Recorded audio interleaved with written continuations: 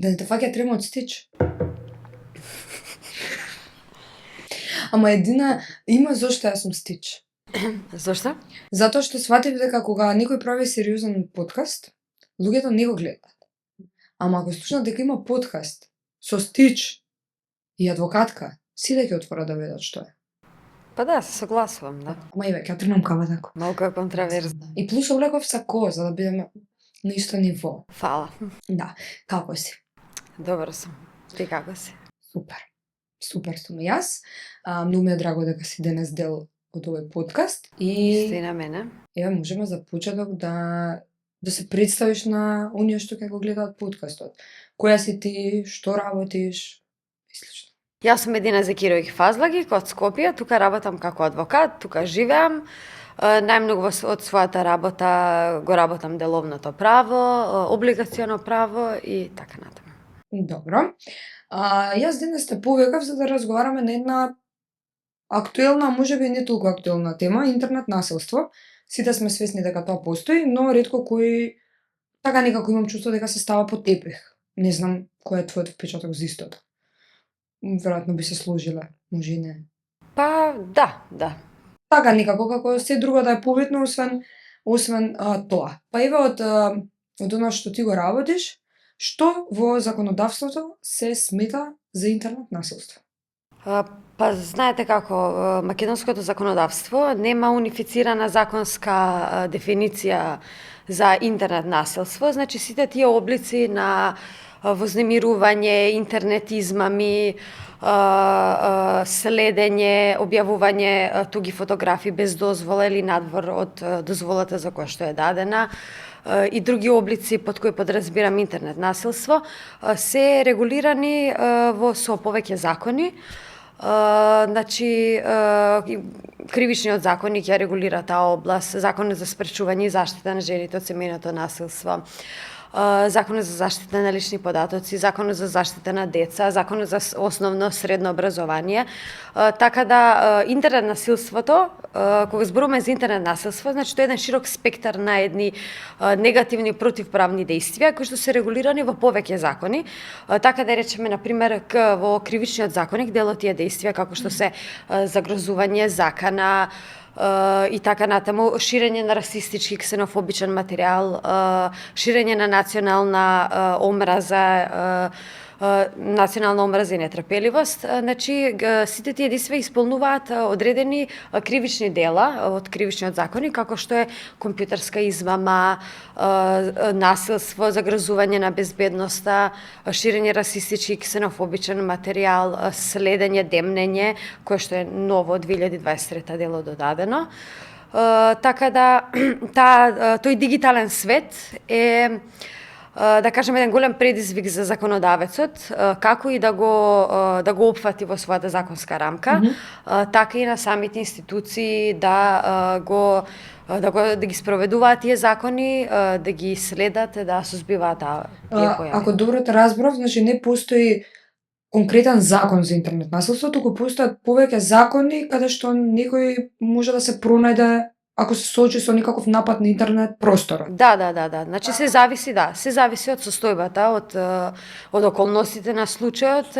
Немаме единствен закон, единствен за насилство, не. За интернет насилство не. Океј, ќе се навратиме на тоа. Секако, сакав да прашам дали често пријавуваат ваков или е... Знаете како се зависи, на пример, за што станува збор. Ако е на, да речеме, и сексуално вознемирување на интернет. Добро. Тоа не се пријавува, се пријавува помалку, дури кога тоа не е извршено во тој дигитален простор, значи кога тоа дело е извршено и со физички контакт, исто така ретко се пријавува тоа кривично дело, баш заради самата природа нели на делото. Зависи се од штетата, зависи од тоа кој е сторител, зависи каде се значи зависи од многу околности, фреквентноста на пријавување на одредено дело. Например, кога имаме измама или злоупотреба на лични податоци или каде што имаме поголема имотна штета, да, во поголем број случаите се пријавува, особено кога е во прашање имотна корист. Значи тоа интернет насилство е еден широк спектар и не можеме конкретно да се надоврземе, значи тука имаме и за последица нели и деградација на личноста и имотна корист, може да имаме заштитна последица и многу други последици, да речем. А дали има нешто конкретно што прави да препознаме дали се работи, например, за сексуално вознемирување преку интернет? Како можам да препознам дали е сексуално вознемирување или не? Ќе бидам директна, например, испраќање голи фотографии. Често го слушаме и сега ако тужи тој што испратил такви фотографии, наидуваме на отпор од другата страна дека е доброволно тоа и дека не испаѓа во сексуално насилство. Како да го... Да, тука поентата е, например, ако некој на некого му испрати фотографии кои што се интимни и тој ги употреби, значи за нешто друго за кои што се испратени, тоа е злоупотреба на лични податоци. И не... Значи пак е злоупотреба на лични податоци, нема да биде сексуално. Тоа е невластено користење на туги фотографии. Значи ако личноста А на личноста Б и пратила фотографии за таа истата да се послужи со нив или да ги види или било како, а личноста Б пратила на некој друг, тоа е злоупотреба веќе невластено користење на фотографии кои што се пратени до личноста Б. Добро, имам уште едно прашање. Доколку некој ми испраќа експлицитни фотографии кои јас не сакам да ми ги испраќа. Да, тоа е сексуално вознемирување, да. А можам да пријавам за такво нешто воопшто? Да, секако дека може да пријавите, да. Значи постои во закон што неозбилно прашувам, стварно сега ми текна во моментот. Значи може да го пријавите тоа.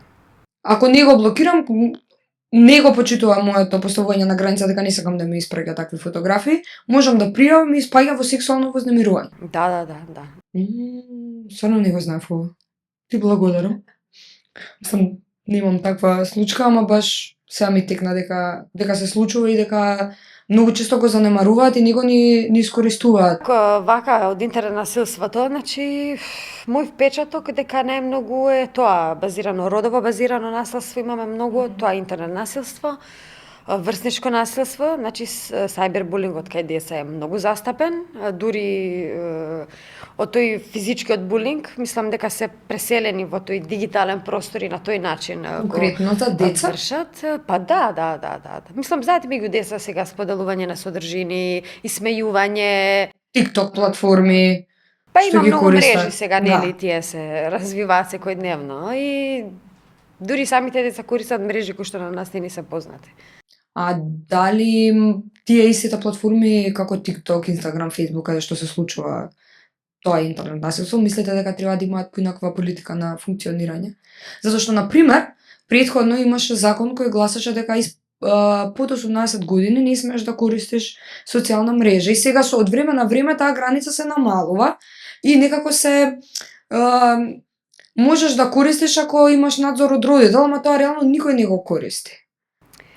Па да, во некои идеални услови, нели, сите тие бараат полнолетно лице да ги користи, меѓутоа, ако има контрола на едно дете кој ако има 12 години, кажува дека има 20 години. Така, тоа не може да се регулира фактички. Значи, у принцип, сите социјални мрежи си имаат собствена политика на компанијата која што ги произвела и ги пласирала на пазарот, но тоа се злоупотребува и тука ни законодавецот, ни органите кои што го спроведуваат законот, не можат да го сузбијат тоа. Значи, едноставно се останува на родителски надзор. А од вашето искуство на овие теми, мислите дека нашиот народ, конкретно во Македонија, е запознаен со своите права поврзани со интернет насилство?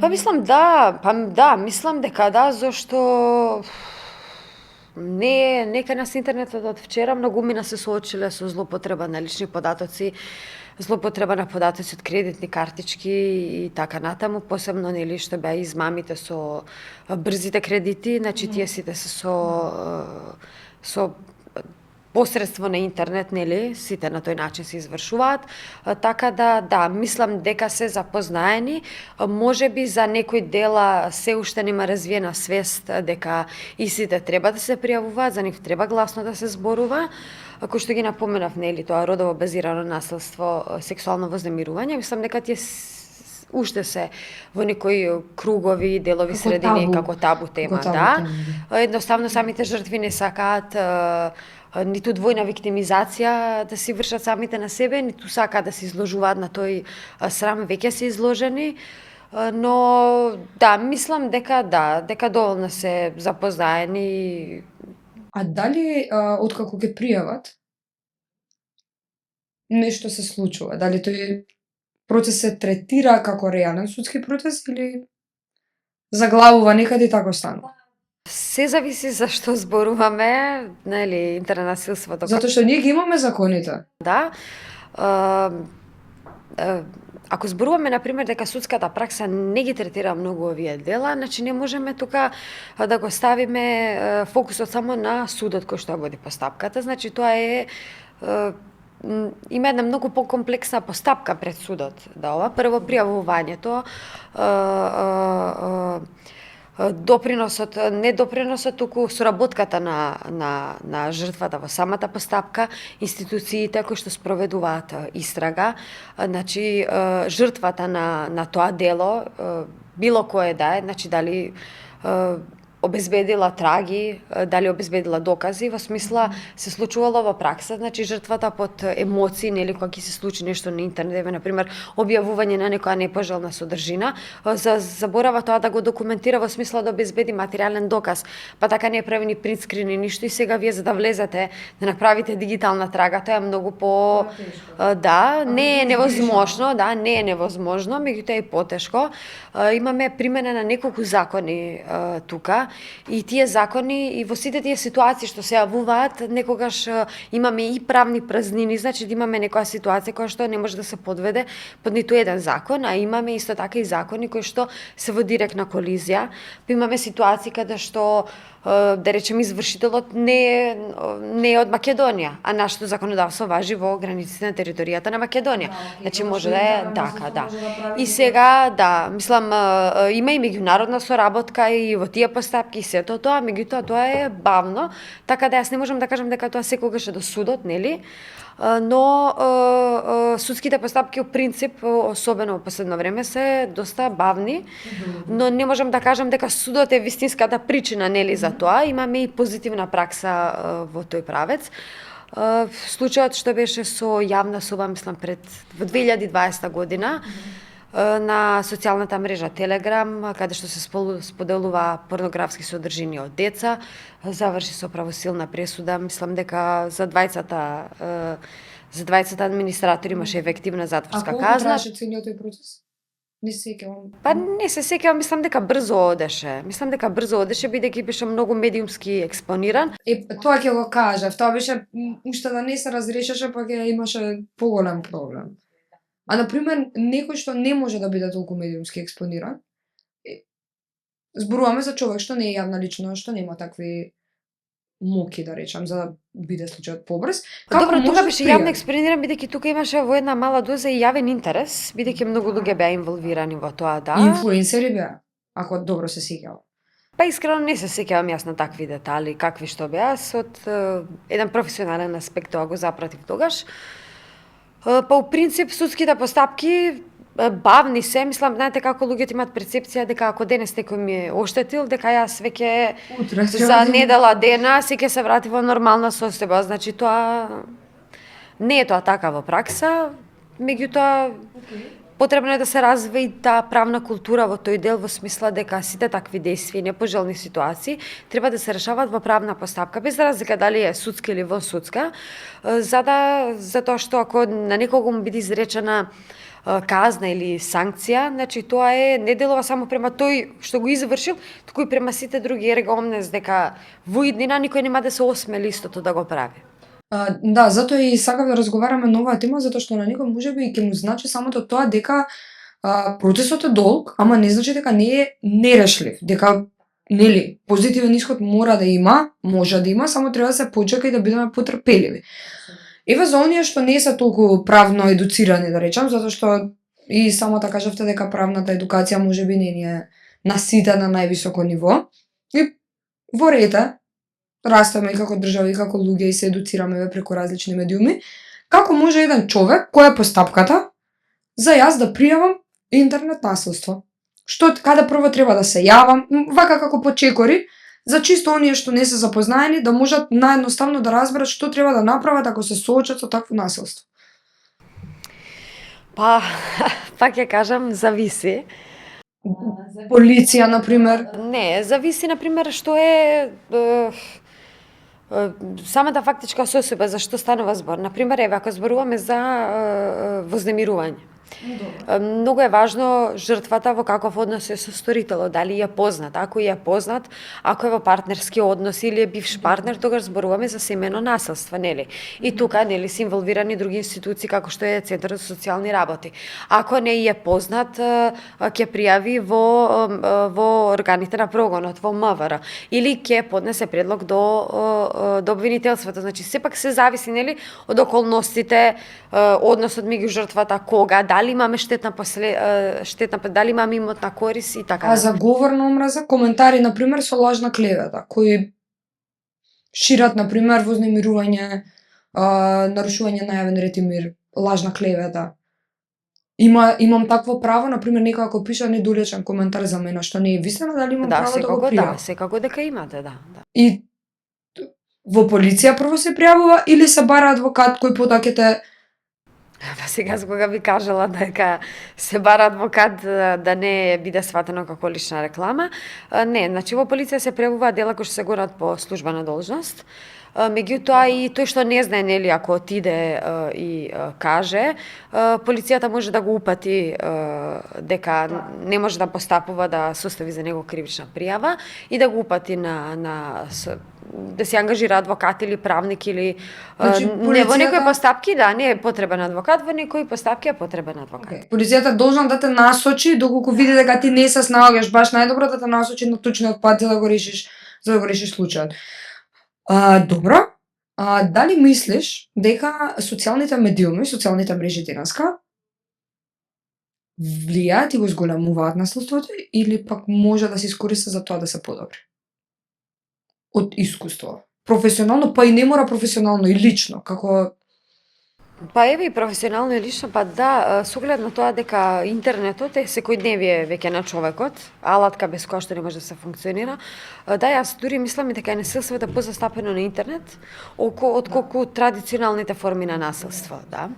И особено, нели, како што споменав и булингот кај деца, мислам дека повеќе застапен преку користење на тие електронски алатки и платформи, каде што децата меѓусебно на тој начин си се повредуваат со пласирање или на невистините информација, или содржина, или видео, или фотографии, или било како друго. Да, и јас го делам истото мислење, мислам дека некако изгубам балансот, колку интернетот колку што е добар, толку и од друга страна е токсичен и негативен, и да, создава платформа за поголемо насилство и навреди, булинг и се нешто. Што вие би им препорачале на младите луѓе? Како да се заштитат најдобро од ваков тип на насилство? Пак е младите луѓе за децата, значи прва нишка во заштитата тука се родителите. Потребен е надзор од родителите за користење на интернетот во некоја поголема возраст, нели, рационално користење на интернетот, посебно внимание кои страни се користат, како се користат, лозинги кои што ги поставува, лични податоци кои споделува на интернет, со кој комуницира. Имав една интересна дебата на темава за... Јас се сложувам дека треба родителите да имаат одреден вид на контрола кои медиуми ги користат децата, како го користат интернетот, дали рационално го користат, затоа што мене, например, не ми е оправдување кога ќе слушнам родител како кажува не смеш ова е лоша објава затоа што моето дете може да ја види. има објави што не се за деца и на возрастните луѓе им е дозволено да ги стават на тие платформи, а тебе како родител ти е одговорност да регулираш што твоето дете гледа. Тоа е мојот став. И најдов на една дебата, бев вклучена во истата, каде што се зборуваше за ова користење лозинки и одредени групи на луѓе сметаат дека доколку родителот има лозинка од Facebook, Instagram, TikTok на детето, дека тоа ги нарушува неговите права. Дали е тоа воопшто во закон на детето, во права на детето? Мислам, така конкретна ситуација не е регулирана со закон. Не, јас не мислам дека надзорот од родител е кршење на правата на децата во ниту еден случај. Јас мислам дека е многу корисно. Да, меѓутоа да, сега дете кога ќе кажеме, дали зборуваме за 6 годишно дете или за 12 годишно дете. До 16 години. Ама не постои закон што тоа го регулира, предпоставувам. Па да, тоа не е нешто што е законски регулирано. Мислам дека тоа е повеќе работа на педагози, социолози, како родителот да избере најдобар пристап со своето дете. Беше многу добра дебата и имаше многу поделени ставови. Конкретно се случи после ситуацијата во Србија со Коста Кецмановиќ. Во Србија се одвиваше целото ова и беа многу поделени родителите дека некои тврдаа дека можеби настанот можел да се спречи ако мајката или таткото биле повеќе инволвирани во тоа како детето ги користело. Да, ма тоа не е начин, например, 16 години, тоа се тинеџерски години, сега тоа навистина е нарушување на приватноста на детето. Добра, што правиме еве до 9 години. Јас мислам дека такви дека родител ако неговото дете значи може кај своето дете да примети развој на криминогена личност и по други работи, значи не само по користење на социјалните мрежи.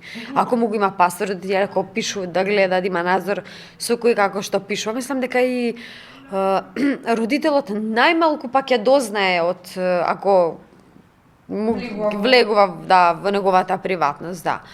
Не, мислам дека на таа возраст не треба родителот да има паспорт, да, тоа веќе се тинеџерски години, можеби помала возраст, да, меѓутоа 16 години не.